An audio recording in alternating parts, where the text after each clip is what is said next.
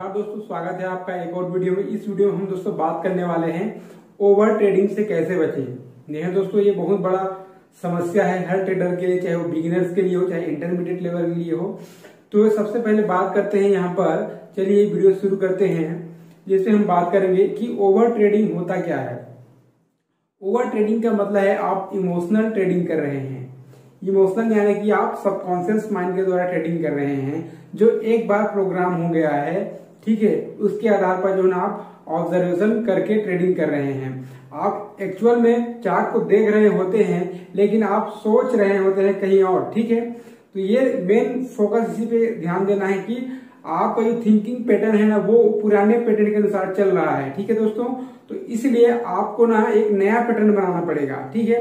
तो सबसे पहले बात कर लेते हैं यहाँ पर जो थिंकिंग पैटर्न है वो कैसे हो रहा है।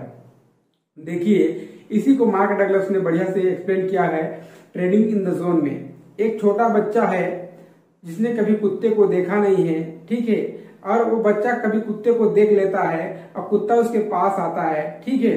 कुत्ते को भी नहीं पता, लेकिन पास में आने पर क्या होता है, कुत्ता उसे काट लेता है, ठीक है। तो कुत्ता काट लेता है तो बच्चे के माइंड में क्या पड़ जाता है, उसके माइंड में बैठ जाता है कि सारे कुत्ते खतरनाक होते हैं। उसका एक परसेप्शन, उसका एक बिलीफ सिस्टम बन जाता है। तो छोटा बच्चा एक नया ट्रेडर के रूप में माना गया है और जो कुत्ता है उसे मार्केट के रूप में बताया गया है।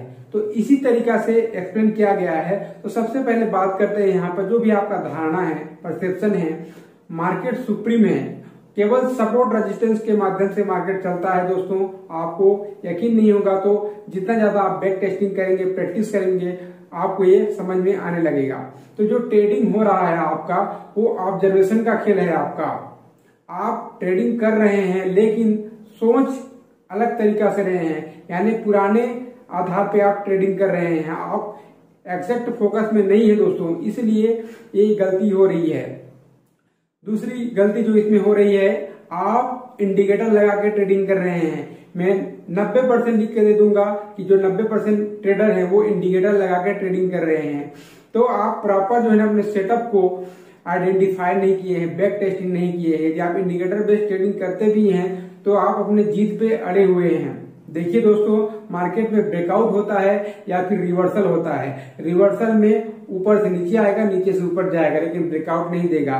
तो ब्रेकआउट और सपोर्ट रेजिस्टेंस, ठीक है, ब्रेकआउट और रिवर्सल के आधार पर आपका बैक टेस्टिंग होना चाहिए। आप इंडिकेटर के बेस पे ट्रेडिंग कर रहे हैं तो। तीसरा कारण है दोस्तों आपका पोजीशन साइजिंग। जी हाँ दोस्तों, हर सेटअप पे आप एक ही पोजीशन साइजिंग को दाव में लगा रहे हैं, इसलिए आपको ये लॉस हो रहा है। आप उसको कवर करने के चक्कर में बार बार वही पोजीशन साइजिंग को इस्तेमाल कर रहे हैं, जबकि परफेक्ट सेटअप के अनुसार ही आपको पोजीशन साइजिंग यानी कि ज्यादा क्वांटिटी लगाना चाहिए, नहीं तो कम ट्रेड करना चाहिए, यानी कि कम क्वांटिटी में ट्रेड करना चाहिए। चौथा कारण है दोस्तों आपका वहां पर प्लान नहीं है कि कौन से लेवल पे आपको बाय और सेल करना है। देखिए, trade the plan and plan to trade, इसे बोला जाता है, ठीक है। एक और कारण है जो आप लोग को मैं बताना चाहूंगा, वो है यहाँ पर आपका लॉस डिसाइड ना करना। देखिए दोस्तों, 90% लोग जो है ना, आपको लगता है कि वो लॉस डिसाइड कर लेते हैं, लेकिन ऐसा नहीं है। ट्रेडिंग इन द जोन में मार्क डगलस बताते हैं कि मैंने अच्छे से अच्छे टेक्निकल एनालिसिस के साथ काम किया है, जिन्होंने पहले से बता दिया था कि मार्केट इस डायरेक्शन में जाने वाला है, लेकिन वो फेल हो गए। क्यों? क्योंकि वो लॉस डिसाइड नहीं कर रहे हैं। तो लॉस डिसाइड करना मेन फोकस का काम है मार्केट में। देखिए, जो रिवार्ड आने वाला है, जो प्रॉफिट आने वाला है, वो बाहर में है, ठीक है। वो आउटकम जो है ना, वो बाहर में है, ठीक है। तो जो आपके पक्ष में हुआ है, आपके पक्ष में है आपका स्टॉप लॉस, ठीक है। एक और पॉइंट जिसमें ऐड करना चाहूंगा, जो आप देखते हैं उसको ट्रेड कीजिए, जो आप सोचते हैं उसको ट्रेड नहीं करना है दोस्तों, ठीक है। जो आप देखते हैं एग्जैक्टली आप ऑब्जर्व करिए कि आप उस समय क्या देख रहे हैं, ठीक है। मार्केट का बिहेवियर उस टाइम क्या बता रहा है, साइडवेज है तो अपने सेटअप का इंतजार कीजिए, ट्रेंडिंग में है तो कैसे वो रीटेस्ट मारेगा। तो एंट्री भी दो प्रकार का होता है, एक होता है सपोर्ट रेजिस्टेंस से आएगा तो अम्बूस एंट्री होता है, ठीक है दोस्तों।